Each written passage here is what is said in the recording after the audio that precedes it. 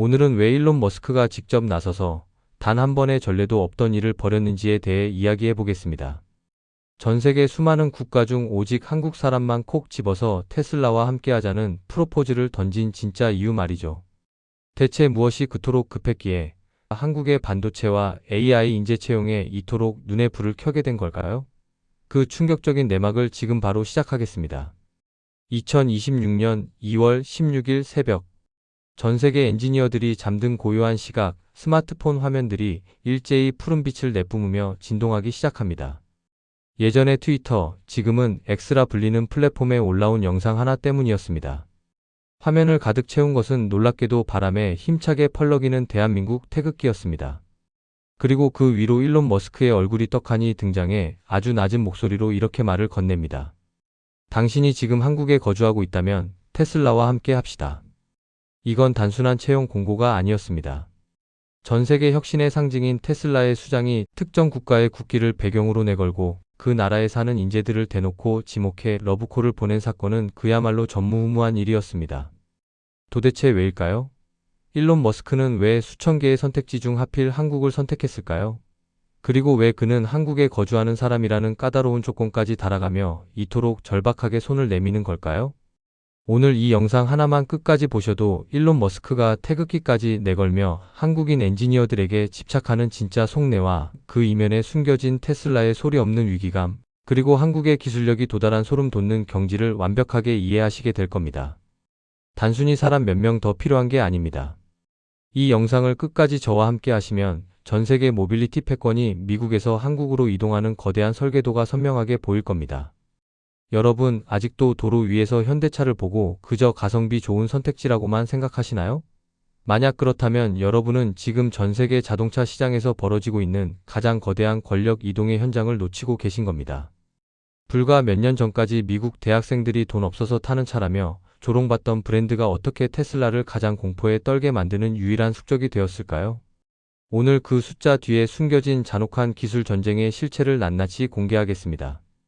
2024년 기준 전 세계가 경악한 데이터, 현대차 그룹의 글로벌 판매량 세계 3위 등극입니다. 이제는 단순히 차를 많이 파는 수준이 아닙니다. 이 영상 하나로 여러분은 왜 수억 원을 호가하는 독일의 명차들이 한국의 전기차 기술력 앞에 무릎을 꿇고 있는지 그 충격적인 이유를 완벽하게 이해하시게 될 겁니다. 숫자로 증명하겠습니다. 지금 바로 시작합니다. 이야기의 시작은 40년 전으로 거슬러 올라갑니다. 1986년 현대차가 엑셀이라는 이름의 소형차를 들고 미국 땅을 처음 밟았을 때 현지 언론의 반응은 냉혹하다 못해 처참했습니다. 당시 미국의 유명 경제지들은 현대차를 두고 길거리에 버려진 일회용품이라며 비아냥거렸죠. 실제로 한 대 사면 한 대를 덤으로 준다는 굴욕적인 프로모션까지 진행해야 했을 정도로 인식은 바닥이었습니다. 하지만 지금의 위상은 어떻습니까? 블룸버그 통신은 테슬라가 시장을 지배하고 있지만 그 왕자를 찬탈할 가장 유력한 후보로 한국의 자동차 그룹을 지목했습니다.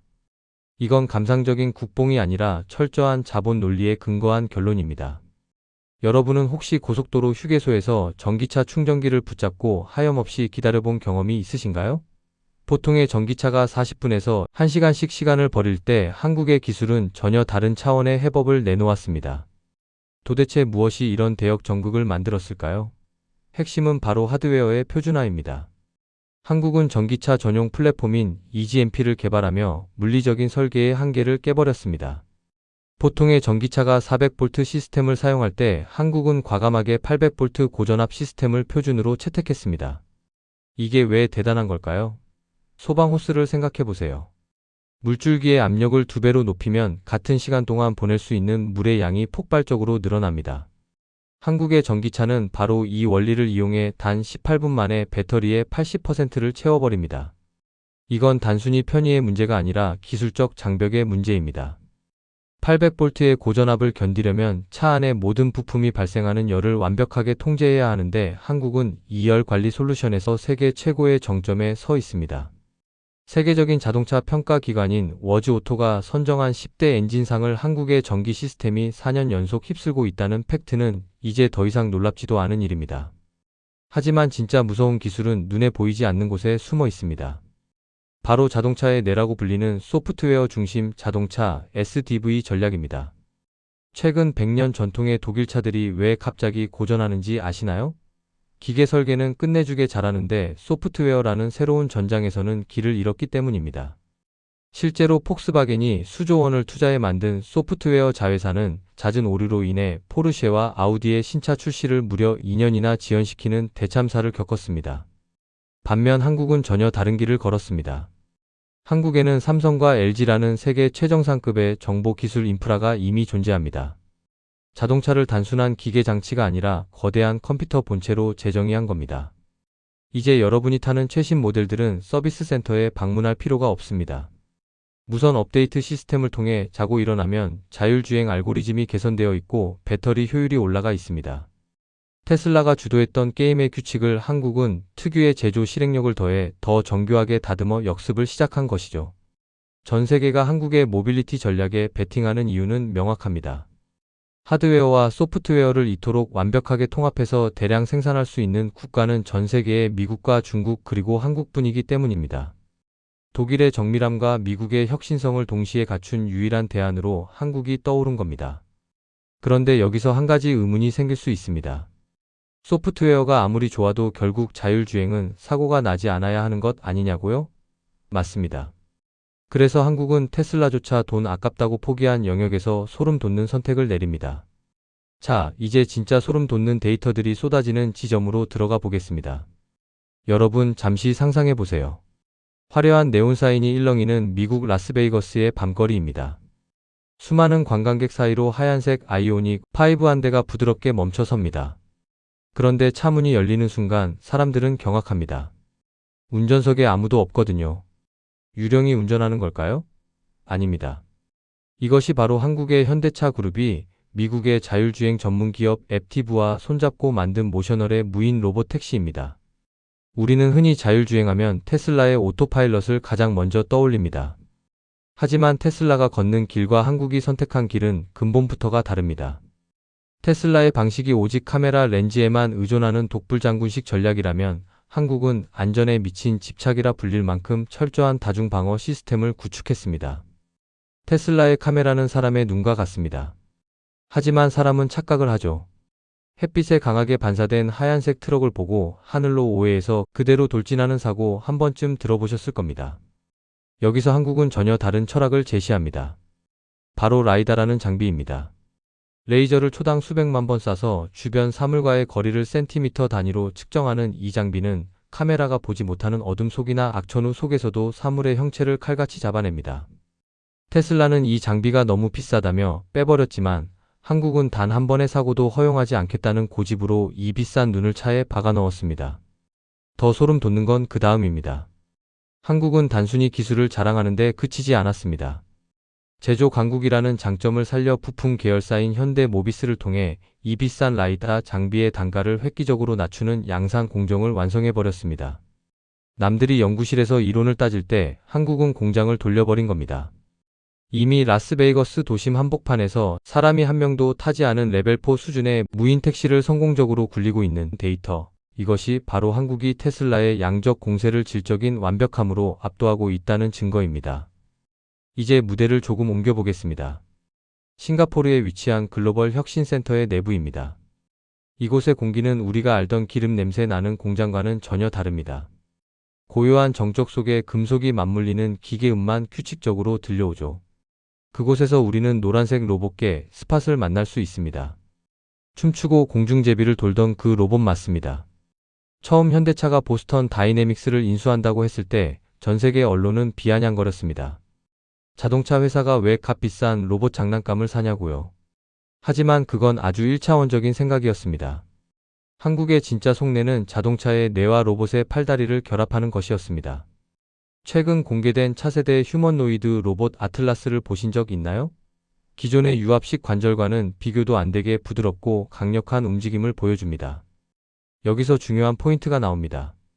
이 로봇의 관절 역할을 하는 핵심 부품, 즉 액추에이터를 자동차 부품을 만드는 기술로 찍어내기 시작한 겁니다. 수억 원을 호가하던 로봇의 가격을 자동차 생산 라인을 활용해 수천만 원대로 떨어뜨릴 수 있는 나라는 전 세계의 한국뿐입니다. 공장에서 차를 조립하던 로봇 기술이 우리 집에 와서 설거지를 돕고 거동이 불편한 노인을 부축하는 시대, 그 시대를 여는 건 구글도 오픈 AI도 아닌 바로 제조 시스템을 손에 쥐고 있는 한국이 될 가능성이 큽니다. 실제로 싱가포르 공장에서는 로봇과 인간이 함께 차를 만듭니다.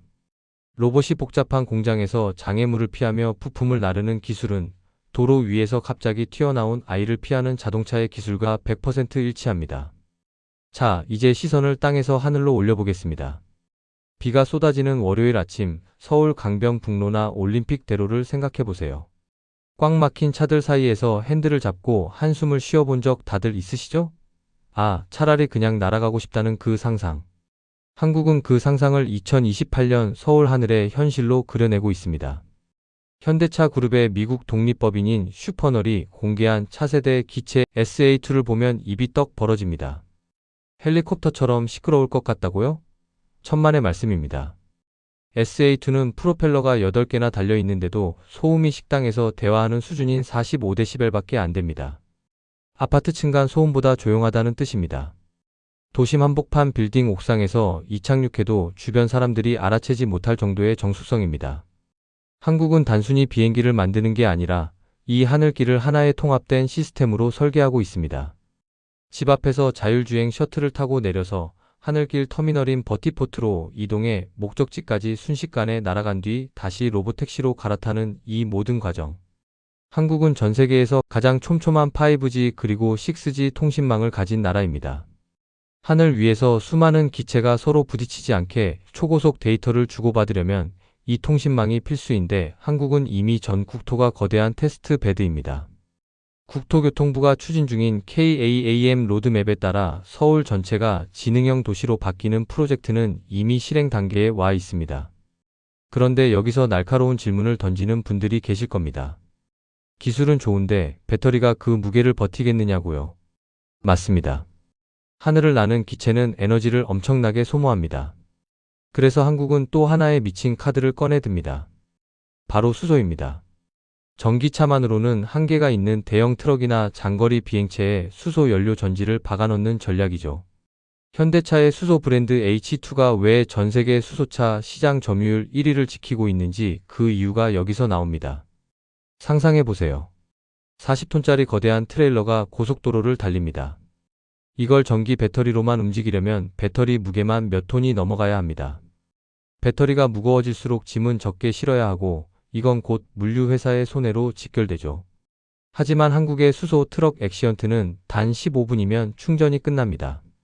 이미 스위스의 험준한 산악 지형에서 수백만 킬로미터 무사고 주행을 기록하며 그 내구성을 증명했습니다.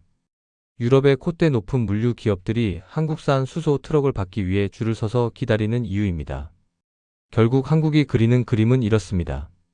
땅 위에서는 전기차와 자율주행 로봇이 활약하고 하늘에서는 조용한 비행체가 날아다니며 그 모든 동력을 수소와 전기가 나누어 만든 세상. 테슬라가 개별 차량의 소프트웨어에 집중할 때 한국은 국가 단위의 이동 시스템 자체를 새로 고침하고 있습니다. 여러분은 머지않아 아침에 일어나 스마트폰으로 목적지를 찍고 집 앞까지 온 무인 셔틀에 몸을 맡긴 채 막힘없이 하늘과 땅을 가로질러 출근하게 될 겁니다. 그 이동 시간 동안 여러분은 운전 대신 오늘 볼 주식 차트를 확인하거나 부족한 잠을 보충하겠죠. 이동이 노동이 아니라 완벽한 휴식이 되는 시대. 그 중심에 한국의 기술력이 뿌리를 내리고 있습니다. 하지만 이 모든 혁신의 완성은 결국 에너지입니다. 전 세계가 한국의 수소 생태계에 왜 그렇게 열광하는지, 그리고 이 수소 경제가 우리 실생활에 어떤 엄청난 부의 기회를 가져올지 그 깊숙한 내막을 이제 더 자세히 뜯어보겠습니다. 자, 이제 여러분의 머릿속에 있는 고정관념을 하나 더 깨부술 시간입니다. 우리가 흔히 미래 에너지 하면 전기만 생각하잖아요? 그런데 왜 한국은 전기차만큼이나 수소에 미쳐 있는 걸까요? 단순히 환경을 위해서일까요? 아니요.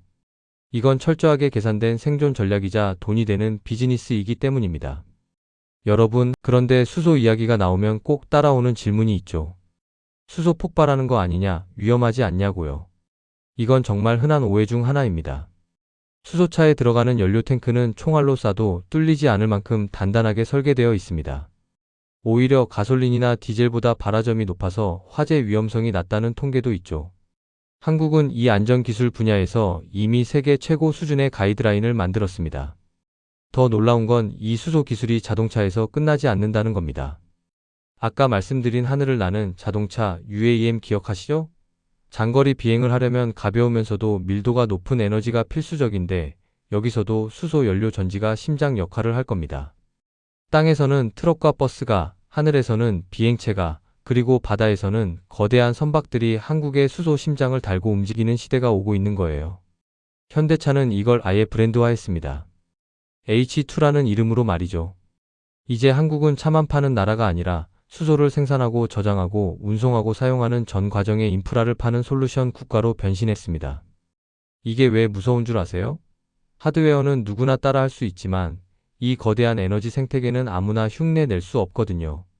국가 단위의 인프라와 기업의 기술력이 함께 맞물려야 가능한 일이니까요. 실제로 최근 사우디아라비아의 네옴시티 프로젝트나 미국의 거대 에너지 기업들이 한국에 계속 러브콜을 보내는 이유도 여기에 있습니다. 그들이 가진 자본과 한국의 시스템 설계 능력이 만나면 전 세계 에너지 지도가 바뀌기 때문입니다. 우리는 단순히 차를 잘 만드는 나라를 넘어 전 세계 미래 모빌리티의 에너지를 공급하는 중심축이 되려 하고 있습니다. 자, 여기까지 오니 처음에 말씀드렸던 내용이 기억나시나요? 전기차의 완벽한 하드웨어, 테슬라를 앞서는 자율주행의 안전성, 보스턴 다이내믹스의 로봇 기술, 그리고 이 모든 것을 연결하는 하늘길과 수소 에너지까지. 이 모든 퍼즐 조각이 하나로 합쳐지면 어떤 그림이 나올까요? 단순히 편리한 생활을 넘어 우리의 부의 지도와 직업의 미래까지 완전히 바뀌게 될 겁니다. 결국 하나의 결론으로 수렴합니다. 한국은 단순히 테슬라를 추격하는 추격자가 아니라 이동의 정의를 다시 쓰는 시스템 설계자가 되었다는 사실입니다. 오늘 이야기를 딱 세 줄로 요약해 볼까요? 첫째, 한국은 EGMP라는 플랫폼을 통해 전기차 하드웨어의 글로벌 표준을 잡았습니다. 둘째, 테슬라가 데이터에 올인할 때 한국은 라이다와 로보틱스를 결합해 사고 확률 제로에 도전하는 가장 안전한 자율주행을 완성하고 있습니다. 셋째, 지상의 도로를 넘어 하늘길과 수소 에너지 인프라까지 연결하며 도시 전체를 하나의 거대한 운영체제로 바꾸고 있습니다. 여러분, 머지않은 미래의 아침을 한번 상상해 보세요. 잠에서 깨어나 스마트폰 앱을 켜면 이미 여러분의 일정에 맞춰 자율주행 셔틀이 집 앞에 대기 중일 겁니다. 차에 타서 안전벨트를 매는 대신 시트를 뒤로 눕히고 대형 화면으로 오늘 뉴스를 시청하겠죠. 도심의 정체 구간은 비행 기체가 하늘로 가로질러 날아가고 그 모든 기계의 심장에는 한국이 만든 수소 연료 전지와 고효율 배터리가 박혀 있을 겁니다. 이건 먼 미래의 소설이 아닙니다. 경기도 판교에서, 미국 라스베이거스에서, 그리고 싱가포르의 스마트 공장에서 지금 이 순간에도 벌어지고 있는 실화입니다. 현재 우리가 목격하고 있는 건 단순한 국산차의 성공이 아니라 모빌리티 패권의 이동입니다. 그럼 우리는 여기서 어떤 기회를 찾아야 할까요? 당장 관련 주식을 사라는 뻔한 소리를 하려는 게 아닙니다. 우리가 주목해야 할 건 연결성입니다. 이제 자동차는 단순한 이동 수단이 아니라 거대한 데이터 센터이자 움직이는 거주 공간이 될 겁니다. 그 안에서 소비되는 콘텐츠, 그 안에서 이루어지는 서비스, 그리고 그 모든 것을 가능하게 하는 에너지 인프라에 어떤 혁신이 일어날지 눈여겨보셔야 합니다. 세상은 생각보다 훨씬 빠르게 변하고 있습니다. 변화의 속도가 너무 빨라서 어지러울 정도지만 그 흐름의 줄기만 제대로 잡고 있다면 우리는 이 거대한 파도를 타고 더 높은 곳으로 올라갈 수 있습니다. 여러분의 소중한 의견을 댓글로 남겨주세요. 오늘 내용이 유익하셨다면 구독과 좋아요, 그리고 알림 설정까지 꼭 부탁드립니다. 여러분의 클릭 한 번이 더 깊이 있는 경제 콘텐츠를 만드는 큰 힘이 됩니다. 앞으로도 여러분의 지적 갈증을 시원하게 풀어줄 가장 냉철하고 깊이 있는 팩트로 다시 돌아오겠습니다. 지금까지 만화로 보는 경제학이었습니다. 시청해주셔서 감사합니다.